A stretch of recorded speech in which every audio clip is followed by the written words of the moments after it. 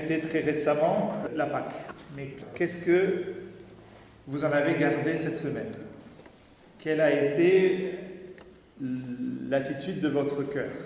À la suite de cette victoire, de cette fête, sommes-nous pas très souvent capables de retourner dans notre train-train? De oublier la victoire, la puissance du ressuscité dans nos vies chaque jour. J'aimerais vous lire quelques textes qui suivent la résurrection de Jésus-Christ dans l'évangile de Jean, où les disciples avaient vu ce miracle extraordinaire. Jésus est ressuscité. Et pour autant, quelques jours plus tard, on les voit revenir à leur train-train. Et je me suis posé cette question, est-ce que je ne suis pas si souvent comme eux? Est-ce que si souvent je n'oublie pas le miracle de Pâques? Est-ce que si souvent je n'oublie pas que Jésus est le Tout-Puissant ressuscité, qu'il est vivant, qu'il vit en moi, qu'il vit en nous, et que par sa puissance, il peut faire de grandes choses? J'aimerais par cette lecture et cette prédication vous encourager, comme je l'ai dit au tout début, à vivre Pâques tous les jours. La puissance du ressuscité qui vit en chacun de nous.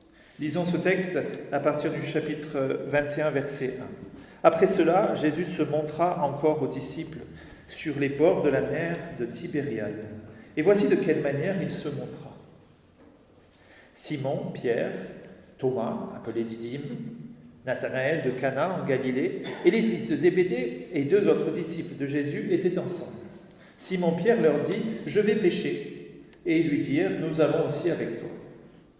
Ils sortirent et montèrent dans une barque, et cette nuit-là, ils ne prirent rien. Le matin étant venu, Jésus se trouva sur le rivage, mais les disciples ne savaient pas que c'était Jésus. Jésus leur dit « Enfants, n'avez-vous rien à manger ?» Ils lui répondirent « Non ». Alors il leur dit « Jetez le filet du côté droit de la barque, et vous trouverez. » Ils le jetèrent donc, et ils ne pouvaient plus le retirer, à cause de la grande quantité de poissons. Alors le disciple que Jésus aimait dit à Pierre « C'est le Seigneur !» Dès qu'il eut entendu cela, Simon-Pierre mit son vêtement et sa ceinture, car il était nu, et se jeta dans la mer. Les autres disciples vinrent avec la barque, tirant le filet plein de poissons, car ils n'étaient éloignés de la terre que d'environ 200 coudées, 100 de mètres. Lorsqu'ils furent descendus à terre, ils virent là des charbons allumés, et du poisson dessus, et du pain. Jésus leur dit « Apportez les poissons que vous venez de prendre. » Simon-Pierre monta dans la barque et tira à terre le filet plein de 153 grands poissons, et quoi qu'il en eût tant, le filet ne se rompit point. Jésus leur dit « Venez, mangez. » Et aucun des disciples n'osait lui demander « Qui es-tu ?» sachant que c'était le Seigneur. Jésus s'approcha, prit le pain et leur en donna. Il fit de même du poisson. C'était déjà la 3e fois que Jésus se montrait à ses disciples depuis qu'il était ressuscité des morts. Le chapitre 21 de l'évangile de Jean pose la question de « Pourquoi l'as-tu mis là, Jean ?» La fin du chapitre 20 suffisait largement comme fin de ce livre. Toutes ces choses ont été écrites afin que vous croyiez que Jésus est le Christ, qu'il est le Fils de Dieu, et qu'en croyant, vous ayez la vie en son nom.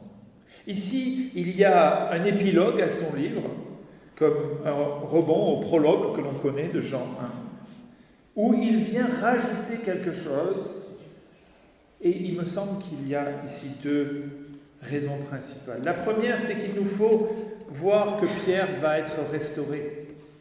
Vous avez dans la suite ce texte très connu de Jésus qui interroge Pierre « M'aimes-tu, m'aimes-tu, m'aimes-tu » 3 fois, qui vient remplacer ce reniement dont avait fait preuve Pierre devant les juges, devant la servante, devant les hommes assemblés. « Je ne le connais pas ». Donc il fallait bien que ce Pierre qu'on va voir dans les Actes des Apôtres soit décrit comme restauré, sinon on ne comprendrait pas son rôle de prédicateur, de leader de l'Église à Jérusalem et puis bien plus loin. Jean rajoute cette reprise de relation entre Jésus et Pierre. Mais il me semble aussi qu'il fait reconnaître dans ce texte qu'est-ce que ça veut dire de vivre avec le Christ ressuscité. Qu'est-ce que ça change que Christ soit ressuscité? Il me semble que, comme les disciples, je suis si souvent oublieux de la puissance de notre Seigneur et de notre Sauveur et de sa résurrection.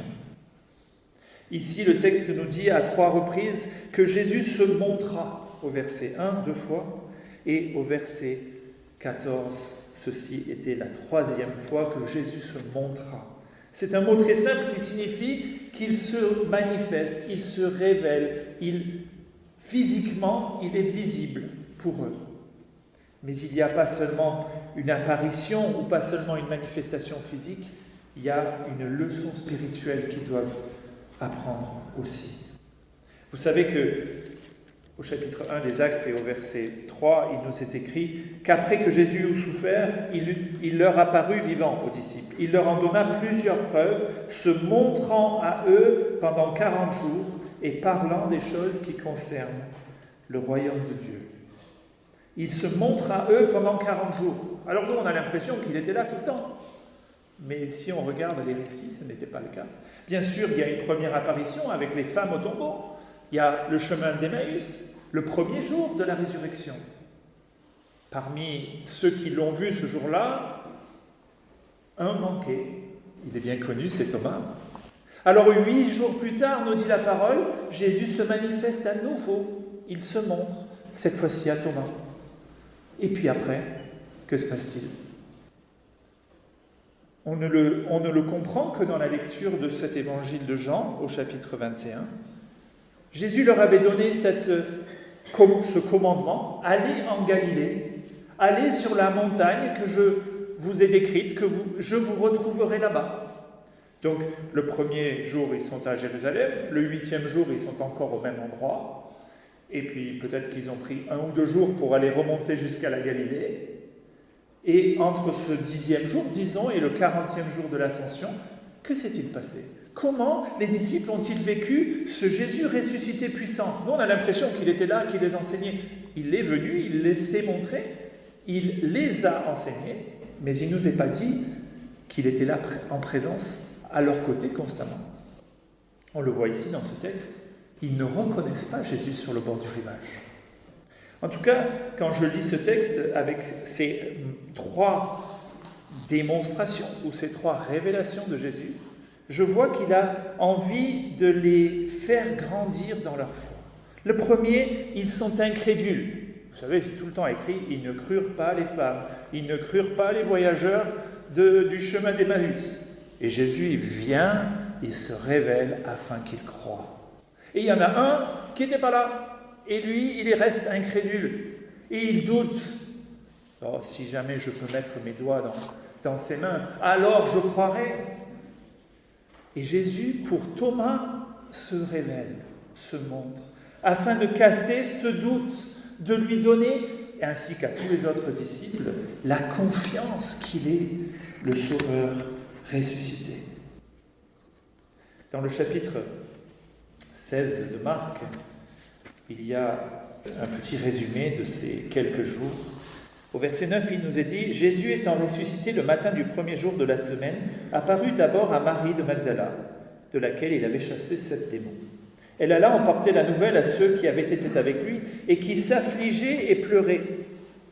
Quand ils entendirent qu'il vivait et qu'elle l'avait vu, ils ne le crurent point. Après cela, il, donc Jésus, apparut sous une autre forme à 2 d'entre eux qui étaient en chemin pour aller à la campagne. Il s'agit ici du chemin d'Emmaüs. Ils revinrent annoncer aux autres qui ne les crurent pas non plus. Enfin, il apparut aux 11 pendant qu'ils étaient à table. Et voici ce que Jésus leur reproche, leur incrédulité et la dureté de leur cœur. Parce qu'ils n'avaient pas cru ceux qui l'avaient vu ressusciter. Vous voyez que Jésus vient ici mettre à mal l'incrédulité et le manque de confiance dans leur cœur. Les voilà maintenant revigorés par ces 2 révélations. quelque part obéissants puisqu'ils partent en Galilée. Le texte de Matthieu nous le dit. Ils allèrent, les 11, il n'y a plus Judas, à Galilée, et ils devaient attendre là le Seigneur. Jésus se montre dans ce texte, il se révèle. Jean, qui est l'auteur de cet évangile, nous explique l'importance de la révélation dans son épître, au chapitre 1 et au verset 2. Écoutez ce qu'il dit. C'est le même mot ici, le mot montré. La vie, il parle de Jésus ici, la vie a été manifestée, ou a été démontrée, montrée. Nous l'avons vue, et nous lui rendons désormais témoignage. Nous vous annonçons la vie éternelle qui était auprès du Père et qui nous a été manifestée, montrée. Ce que nous avons vu et entendu, nous vous l'annonçons à vous aussi, afin que vous aussi vous soyez en communion avec nous. Jésus se montre afin qu'ils croient. Il se montre pour qu'ils aient confiance et il se montre pour les missionner, qu'ils deviennent témoins de la vie et de la vie éternelle. Mais ces disciples, lorsqu'on les rencontre dans cette troisième rencontre, que font-ils ? Quel est l'état de leur cœur ? Sur les deux premières rencontres, on le sait, incrédulité et doute. Dans la troisième, c'est pas clair. Mais ce qui se passe, c'est qu'ils sont en Galilée, très bien, mais le texte nous dit simplement, que ferons-nous ? Et du coup, ils partent pêcher. Alors, il y a Simon, il y a Thomas, qui n'est pas un pêcheur aguerri, mais il y a aussi Jacques et Jean, certainement André, qui n'est pas cité ici, mais ils sont 7. Alors, ils suivent Simon et ils vont à la pêche. Qu'est-ce qu'on comprend de cet événement ? J'ai pour moi l'impression que dans ce texte, en attendant le Seigneur, il y a une forme de « quelle est ma mission ? Que dois-je faire ? Que sais-je faire ? La seule chose que je sais faire, c'est d'aller pêcher. Alors je retourne à mon train-train d'avant. Ça fait maintenant 3 ans qu'ils n'ont plus pêché. Quasiment. Puisque l'ensemble de cette rencontre va être un parallèle de la première rencontre qu'ils ont eue avec Jésus quand Pierre est dans la barque. Et qu'un soir, ils avaient pêché toute la journée, toute la soirée, et ils n'avaient rien trouvé. Jésus vient, Jésus se présente à lui, lui dit « Mets ton filet de l'autre côté. » Et le filet est plein, les barques sont pleines. Tout ça, c'était la première rencontre de Pierre. Mais il est retourné, lui et ses amis, à son, si j'ose dire, métro boulot dodo. Le ressusciter, c'était formidable. Mais ça ne semble rien changer dans sa vie. Alors, quelle est l'attitude de leur cœur ? Le texte ne le dit pas très clairement. Alors, ça pourrait être de la désobéissance, puisque Dieu avait dit « attendez-moi ». Ça pouvait être aussi de la désobéissance, parce qu'il leur avait quand même déjà donné mission. « Tu seras un pêcheur d'hommes ». Ça peut être une forme aussi d'indifférence par rapport à tout ce qui s'est passé. Je retourne à ce que je sais faire, à mon vécu passé. Je reviens à ce qui faisait, qui j'étais avant de connaître Jésus. Ça peut être simplement la normalité de la vie. Jésus ne reproche jamais, ou ne nous demande jamais d'être, comment on appelle ça, de rien faire. Il nous demande d'agir. Celui qui ne travaille pas ne mange pas, dit Paul aux Thessaloniciens. Donc peut-être qu'il y a ici simplement un retour à la logique, travailler pour vivre. Mais après toute cette excitation de la résurrection, après tout cet appel que Jésus leur a donné, Seigneur, que dois-je faire maintenant ? Vous voyez comment le texte nous présente ces apôtres un peu indécis. Certains pensent qu'ils sont désobéissants. En tout cas, là où, si le texte n'est pas clair sur l'état de leur cœur, là où il est clair, c'est lorsque le texte nous dit explicitement qu'ils ont travaillé toute la nuit pour ne rien ramasser. Aucun poisson, à 7 travailleurs toute la nuit, 10 heures de travail. Ils ne prirent rien. Et là, le texte nous montre bien qu'on est dans une situation qui n'est pas normale. Ils ne sont pas à leur place. Elle rappelle le qui ils étaient. Ce Luc 5, de nuit passé à travailler sans rien ramasser. Ils ne prirent rien, chou blanc. Tôt le matin, verset 4, le matin étant venu, voilà qu'un homme qu'ils ne reconnaissent pas arrive sur le rivage, à une centaine de mètres. Et la question de cet homme est un peu comme enfoncer le clou. Enfant ou ami, n'avez-vous rien à manger ? Alors ils ne savent pas qui il est. C'est un marchand qui vient récupérer les poissons pour ensuite les revendre. Est-ce que c'est quelqu'un qui a faim ? Mais ce qui est beau, ce qui est incroyable, c'est leur réponse. C'est une forme de confession ici. Non, rien. Sans le Seigneur, basé sur leur propre force, basé sur leur propre connaissance, rien. Et quand Jésus leur pose cette question, j'ose le dire, il sait déjà qu'ils n'ont rien. Mais il les force à répondre. Rien. D'une certaine manière, sans toi, Seigneur, je ne peux rien faire. Il leur avait déjà dit dans Jean 15, sans moi, vous ne pouvez rien faire. Si celui qui construit la maison, si le Seigneur ne l'a construit, il l'a construit en vain, dans le psaume 127, verset 1. Si les gardiens gardent la maison sans le Seigneur, ils la gardent en vain. Il me semble que c'est cette pensée qui doit lui revenir. Mais pour autant, ils n'ont toujours pas compris qui est cet homme qui se montre à eux. Et voilà qu'il leur dit une parole qui a dû les faire réfléchir à deux fois. Mets ton filet de l'autre côté. C'est quasiment mot pour mot les mêmes paroles que quand il a rencontré Pierre pour la première fois. Ils obéissent sans savoir qui est le Seigneur, sans savoir que c'est le Seigneur, comme forcés par la parole du Sauveur. La parole de cet homme qu'ils ne reconnaissent même pas. Mais alors qu'ils jettent leur filet, que se passe-t-il ? Le miracle. Tant de poissons qu'ils n'arrivent même pas à remonter le filet. L'abondance donnée par le Seigneur. Une bénédiction sans pareil, une provision, un succès, un miracle. Dieu pourvoit, Jésus donne, Jésus pourvoit. Et là, le disciple que Jésus aimait, Jean, c'est le Seigneur. Vous voyez comment il a retrouvé ce chemin ancien qu'il avait avec Jésus. Il a dit, c'est le Seigneur. Le disciple que Jésus aimait dit, c'est le Seigneur. Mais alors que la première fois que Jésus avait fait ce miracle avec Pierre, Pierre avait dit, éloigne-toi de moi, je suis un pécheur.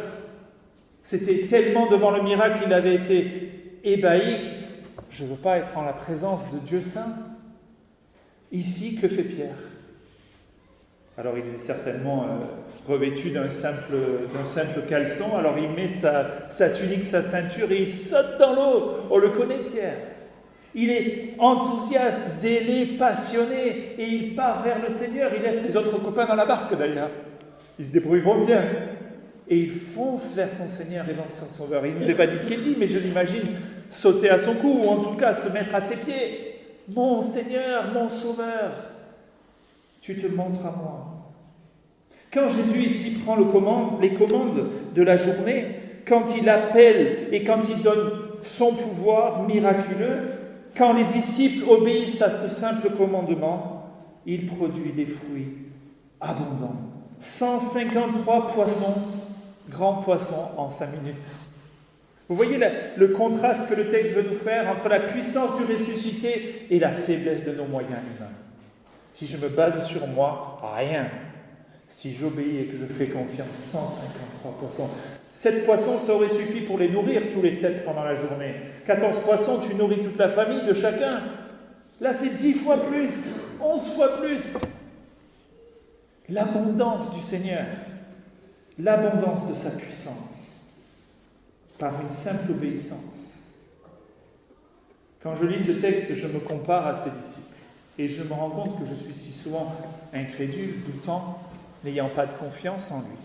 Mais ici, je demande pardon, Seigneur, pardon pour mon manque de zèle, pardon pour mon manque de patience, pardon pour mon manque d'entrain à te servir, à être à tes côtés, à vivre de ta résurrection.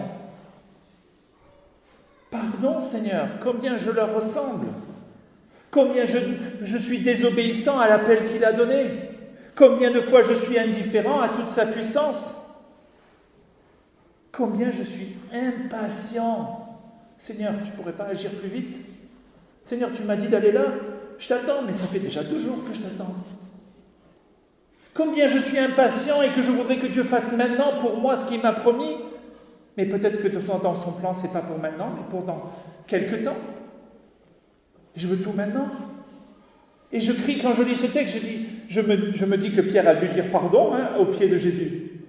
Mais j'ai envie moi aussi de lui dire pardon. Pardon de retourner à ce qui est banal alors que j'ai vécu l'extraordinaire avec toi. Apprends-moi à t'obéir. Apprends-moi, Seigneur, à patienter. Apprends-moi à me confier en ta puissance et pas dans la mienne. Tu pourvoiras, tu béniras, tu agiras. Apprends-moi, Seigneur. Une leçon qu'il devait apprendre et que je pense qu'on doit chacun apprendre. Ça fait 2000 ans qu'il est ressuscité. Le temps commence à se faire long pour certains. Mais Seigneur, ton plan s'accomplira. Moi, je veux être prêt, veiller, t'attendre, te servir, t'aimer de tout mon cœur. Et me confier en toi. Pour regarder la dernière leçon de ce texte, elle est presque plus choquante que la première. Peut-être que vous l'avez ressenti au moment où je l'ai lu. Les disciples arrivent avec la barque pleine de filets et de poissons. Ils s'approchent tous de la rive, ils descendent, et que voient-ils? Le texte nous dit des charbons déjà allumés, des braises, du poisson qui est déjà dessus en train de cuire et du pain. Le petit déjeuner est déjà prêt. Jésus, il a tout pourvu, il a tout fait. Il n'a même pas besoin de l'action de ses disciples. Il leur a déjà tout préparé. C'est un miracle ici. Jésus n'est pas venu avec son cabas, avec son pain, son poisson. En tout cas, ce n'est pas comme ça que je l'imagine. Parce que quand on parle du pain et du poisson, on pense au miracle de la multiplication. Et on est dans le même type d'idée ici. Il a déjà tout pourvu en abondance. Mais au verset 12, il leur dit « Venez manger. Venez, j'ai tout préparé pour vous. Mangez-en. » Quand Dieu nous donne une mission, il a déjà pourvu. Déjà dans son salut, il a tout pourvu. Mais quand il nous place à un endroit, il pourvoit aussi. Notre toit, notre nourriture, notre maison, notre famille, il est là et il pourvoit. Venez, mangez. Prenez ce que je vous apporte. Mais regardez le verset 10. Il leur dit quand même, apportez les poissons que vous venez de prendre. Dans une des versions, c'est apportez vos poissons. Alors oui, ils amènent leurs poissons.